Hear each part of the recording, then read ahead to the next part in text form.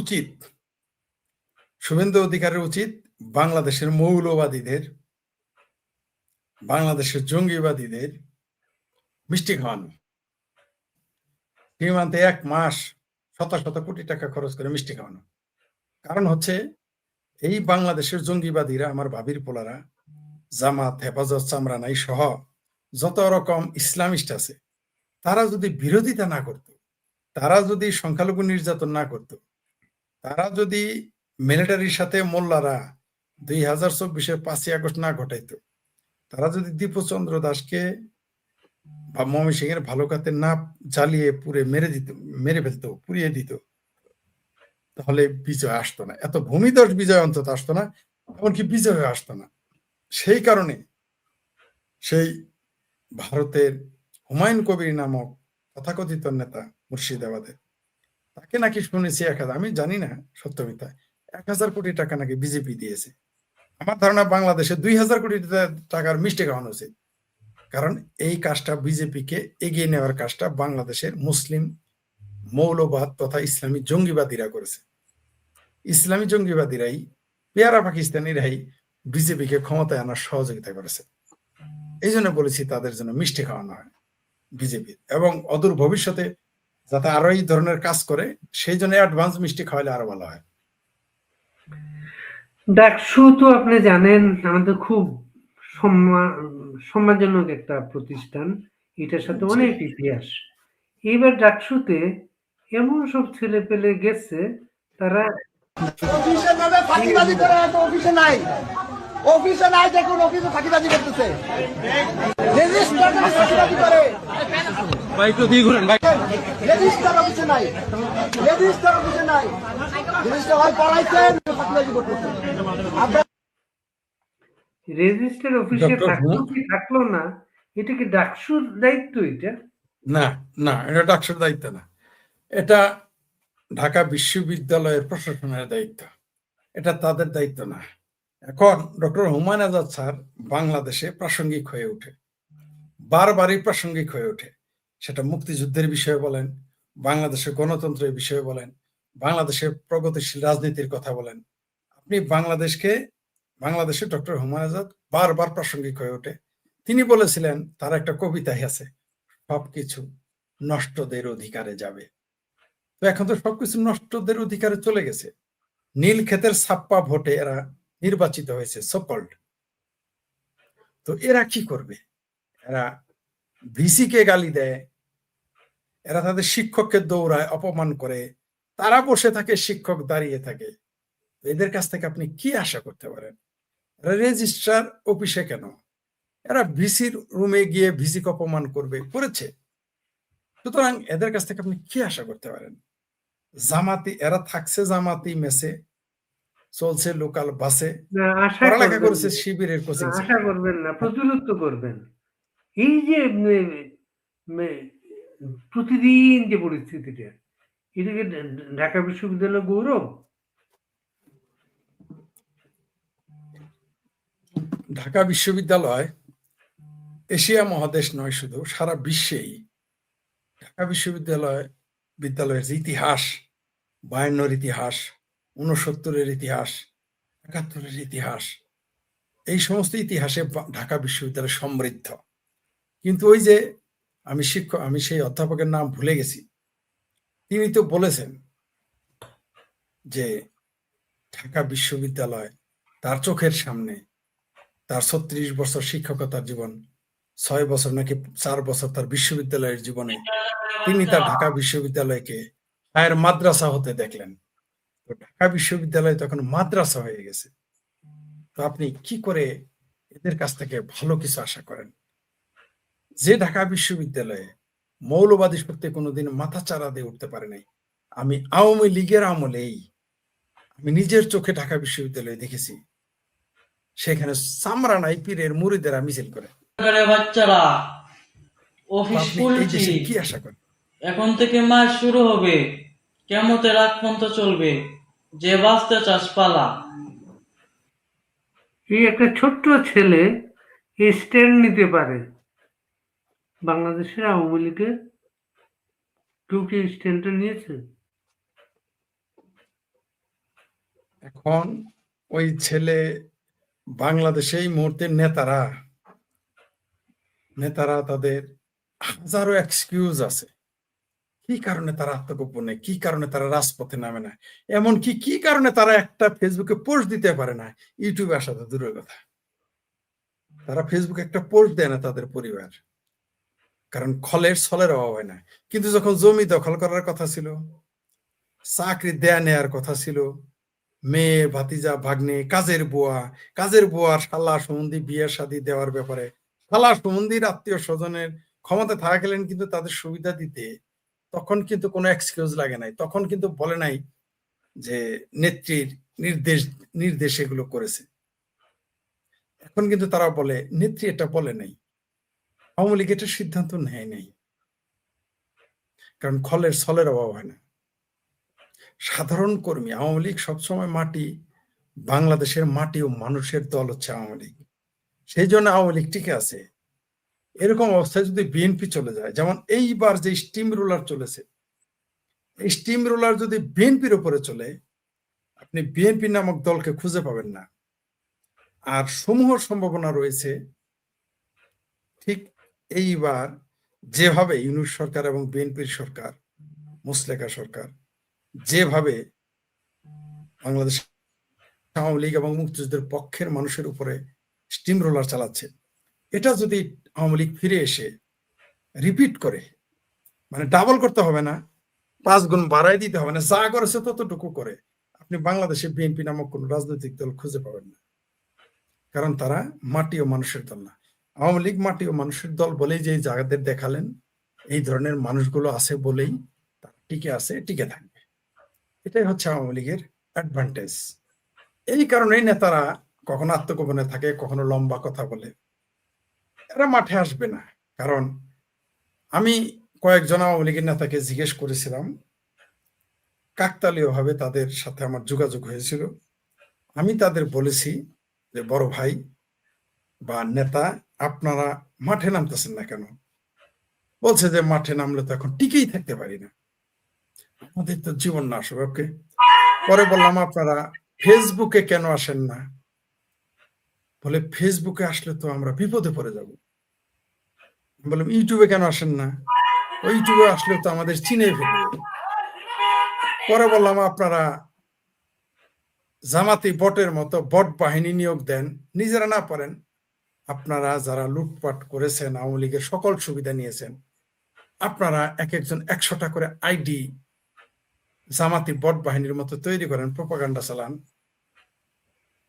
আমাকে পরে যে ভাষা প্রয়োগ করেছে সেটা আমি বলতে চাই না, কারণ তাহলে আওয়ামী লীগের সাধারণ কর্মীরা ওই সকল নেতাদের থুতু দেবে।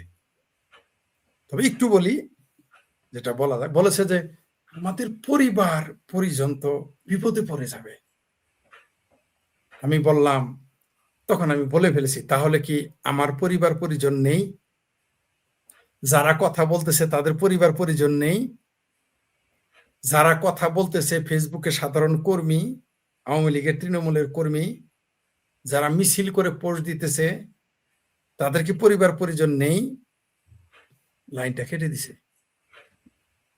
এখন আমি তাদের ব্যাপারে বেশি কিছু বলতে চাই না, কারণ তারা এমনি বিপদে আছে, তার কর্মীরা বিপদে আছে। তবে আওয়ামী লীগ ক্ষমতায় আসলে আমি শেখ ফরিদ আপনার চ্যানেলের মাধ্যমে কথা দিলাম, যে সকল নেতারা এখন আত্মগোপনে আছেন, ফেসবুকে কথা বলেন না, ইউটিউবে আসেন না, একটা পোস্টও দেন না, লম্বা লম্বা কথা বললে, আমি শেখ ফরিদ যদি বেঁচে থাকি, পৃথিবীর যেখানেই থাকি, দেশে থাকলে তো কথাই নাই, বিদেশেও যদি থাকি, আপনাদেরকে কি বলতে হয়, কি লিখতে হয়, সেটা সময় হলে দেখবেন, সেটা তখন বলবো। তবে আমি একটা জিনিস বলে রাখি। জি বলেন। না, কি বলতে শেষ করেন। তবে একটা জিনিস বলে রাখি, এখনো সময় আছে। যারা আওয়ামী লীগের নেতা ছিলেন, সেটা আপনি ওয়ার্ডের নেতা হন, ইউনিয়নের নেতা হন, জেলার নেতা হন, উপজেলার নেতা হন, দেশের নেতা হন, আপনি মাঠে নামুন। ফেসবুকে অন্তত থাকেন, ইউটিউবে থাকেন, না হলে অন্তত গুপ্ত আইডি বানান জামাতের মতো, আমাদের আপনি বলেন যে এটা আপনার গুপ্ত আইডি, বা আপনার কর্মীদের বলেন এটা আপনার গুপ্ত আইটি, চালান, বা আপনি প্রকাশ করার দরকার নেই, আপনি চালান। এখন বলবেন যে আমরা তো গুপ্ত আইডি চালাই, তুমি শেখ ফরিদ জানো না। মুরব্বী, আমরা ওগুলো বুঝি, ওইগুলো পাগলা বোঝা আমাদের দিলে হবে না। আপনি যদি আজকে 1 লক্ষ, যে বলেছিল না সাইবার যুদ্ধ আছে 2 লাখ আওয়ামী লীগের, তারা কোথায় এখন?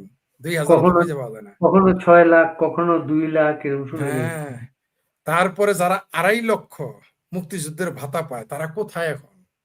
22,000 টাকা করে ভাতা। তারপরে যুদ্ধাহত, তারপরে লোন পাবে। আমার পরিচিত 4 জন, একজন 10 লাখ নিয়েছে। এই যে এখন 1 লাখ, মানে এই আওয়ামী লীগ ক্ষমতায় যাওয়ার আগে কেউ 10 লাখ নিয়েছে, কেউ 20 লাখ নিয়েছে, কেউ 15 লাখ নিয়েছে, কেউ আরো বেশি নিয়েছে, আরো অনেক সুবিধা। তারা এখন কোথায়? তারা তো দেশে আছে, আমি তো তাদের চিনি।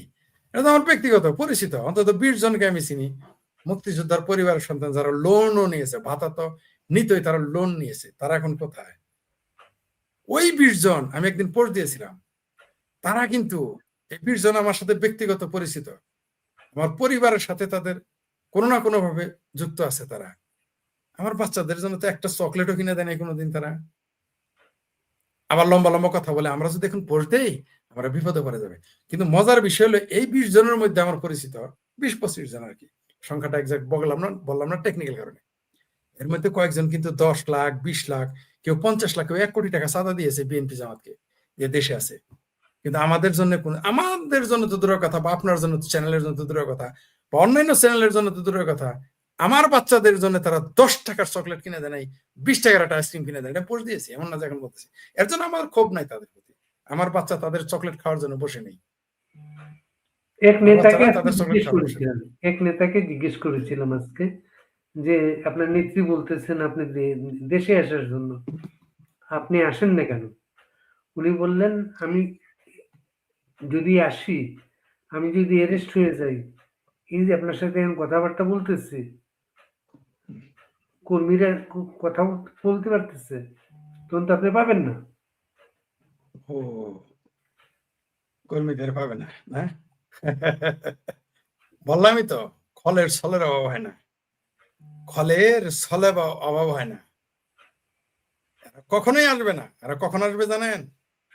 এই সুবিধাবাদী নেতারা যখন শেখ হাসিনা ক্ষমতায় আসবে, দেখুন ওরে বাপ রে বাপ, আবারও সেই তার বাড়ির যে পাড়া রাখে, পাড়া ভেড়া পালে, তার বাড়ির যে গরু রাখে, তার বাড়ির যে মুরগি দেখে, তার বাড়িতে যে বাজার করে, এদের অত্যাচারে আপনি আবার থাকতে পারবেন, এটা ঘটবে। কিন্তু অত নালে আদেশের না, এইবার আমরা ওই সুযোগ দিব না। বাংলাদেশের যারা আওয়ামী লীগ এবং মুক্তিযুদ্ধের পক্ষের তৃণমূলের কর্মী, যারা নিবেদিত, তাদের প্রতি যদি একটু অবিচার করা হয়, ওই নেতাদের কি বলতে হবে, কি না করতে হবে আমরা জানি। ইউনূসের যদি তবদা লাগাই দিতে পারি, জামাতের যদি তবদা লাগাই দিতে পারি, মুসলেকা সরকার তারেক রহমানের যদি পাগলা বানাই দিতে পারি, আপনাদেরও কিছু আমরা করতে পারবো। আমরা তো ক্ষমতা নেওয়ার জন্য যাবো না।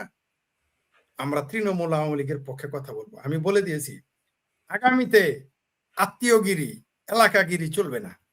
আওয়ামী লীগের যারা, তাদেরকে গার্মেন্টস এর একটা সিকিউরিটি গার্ড নিতেও তাদের দিতে হবে নিয়োগ আগে, আওয়ামী লীগের তৃণমূলের নেতা ও কর্মীদের। তারপরে যদি কোটা থাকে তারপর অন্যদের। এই 6টা ইসলামী ব্যাংক তথাকথিত, এই 6টা ইসলামী ব্যাংকের পিয়ন থেকে শুরু করে ডিজি, যদি আওয়ামী লীগের এবং মুক্তিযুদ্ধের পক্ষের লোক না নিয়োগ দেওয়া হয়, আমি শেখ ফরিদ তখন আওয়ামী লীগের বিরুদ্ধে যুদ্ধ ঘোষণা করব। ঠিক যেরকম বলেছিলাম জামাতের বিরুদ্ধে আমি যুদ্ধ ঘোষণা করব যদি তারা ক্ষমতায় যায়। যেদিন জামাত ক্ষমতায় যাবে ওই দিন থেকে আমার যুদ্ধ ঘোষণা শুরু, এবং যুদ্ধ করব। তেমনি আওয়ামী লীগের বিরুদ্ধে যুদ্ধ ঘোষণা করব যদি আওয়ামী লীগের সাধারণ কর্মী নেতাদের চাকরি না দিয়ে, আবার যদি জামাতের এবং স্বাধীনতা বিরোধী এবং এই যে যারা 5ই আগস্টের জুলাই সন্ত্রাসী ছিল 24-এ, তাদের চাকরি বাকরি ব্যবসা বাণিজ্য দেয়, মুঝসে বুরা কোই নেহি হোগা, তখন এখন যেমন জামাতের খাল তুলে ফেলি, বিএনপির চামড়া তুলে ফেলি, তখন আওয়ামী লীগের মাথার চুল একটাও রাখবো না। আমি শেখ ফরিদ বলে দিলাম, আমি আওয়ামী লীগের পক্ষে, মুক্তিযুদ্ধের পক্ষের সাধারণ কর্মীদের পক্ষে তখন যুদ্ধ করবো আওয়ামী লীগের বিরুদ্ধে। একটা মানুষকে যদি তারা যদি এদের বাইরে রাখে কোনোদিন, আপনি পারবেন? জামাতের কোন ইসলামী ব্যাংকে একটা, আওয়ামী লীগ তো দূরের কথা, বিএনপি লোককে তারা চাকরি দিয়েছে? কোনোদিনই দেয় নাই। নেতারা এসে আবার মচমচায় তারা এমপি হবে, মন্ত্রী হবে। ওহু মুরব্বী, এইবার দুইখান কথা আছে। আপনি এসে বলবেন আমি নির্যাতিত ছিলাম, আত্মগোপনে থাকতে হয়েছে, আপনার আত্মীয় স্বজন আছে, আপনার জানের ভয় আছে, আপনার ব্যবসা বাণিজ্য চাকরি বাকরির ভয় আছে, আমাদের নাই? আওয়ামী লীগের এবং মুক্তিযুদ্ধের সাধারণ নেতা কর্মীর নাই? তারা কি মাটি ফাইটা পয়দা হয়েছে নাকি, না আসমান থেকে পয়দা হয়েছে? তারা, তাদের মা বাপ নাই, তাদের ভাই বোন নাই? আপনি আসবেন আর যুক্তি দিবেন, দেখা যাক তৃণমূল কি করে, আগামীতে দেখা যাবে। আমরা আছি, আপনি আছেন, আপনার মতো আরো আছে, আপনার আমার মতো কি আমরা কি শুধু দুইজন? আমরা তো কথা বলা থামাবো না, থামাতে পারি না। আমি এটা সিরিয়াসলি বলছি আপনাকে, যে গার্মেন্টস এর যে শ্রমিক থাকবে সেগুলো থেকে শুরু করে গার্মেন্টস একটা সিকিউরিটি গার্ড, মানে বুঝাইতে চাচ্ছি যে কোনো জায়গায় আগে মুক্তিযুদ্ধের পক্ষের মানুষকে চাকরি দিতে হবে। আপনি খেয়াল করেন, প্রবাসে ছিল যারা জুলাই সন্ত্রাসের পক্ষে আন্দোলন করার কারণে বিদেশ থেকে ঘেঁটি ধরে বের করে দিয়েছে ওই দেশের আইন ভায়োলেট করার জন্য, ভায়োলেশন করার জন্য, তাদেরকে 25 লক্ষ টাকা করে পার হেড দিচ্ছে। আমাকে কি দেবে 25 লাখ? 15 লাখ টাকা করে ঋণ হয়েই আছি, মানে এই ঈদের পরে 15 লক্ষ টাকা ঋণ করেছি, আমাকে কি দিবে? আমি তো প্রবাস থেকে বাত্যগোপনে থেকে আওয়ামী লীগের পক্ষে মুক্তিযুদ্ধের পক্ষে কথা বলি, আমাকে দিবে না? ঠিক আছে, আমাকে না দিলেন সমস্যা নেই, আমি ব্যবসা করতে জানি, কাজ জানি, চাকরি জানি, আমি চলে ফিরে খেতে, কিন্তু সাধারণ কর্মী যারা তাদের দিতে হবে, না দিলে আমি শেখ করি তখন। ঠিক এখন যেভাবে কথা বলি জামাত, বিএনপি, হেফাজত, বাবির পোলাদের বিরুদ্ধে, তখন নেতাদের বিরুদ্ধে এইভাবেই কথা বলবো, আওয়ামী লীগ এবং মুক্তিযুদ্ধে তৃণমূলের মানুষের পক্ষে।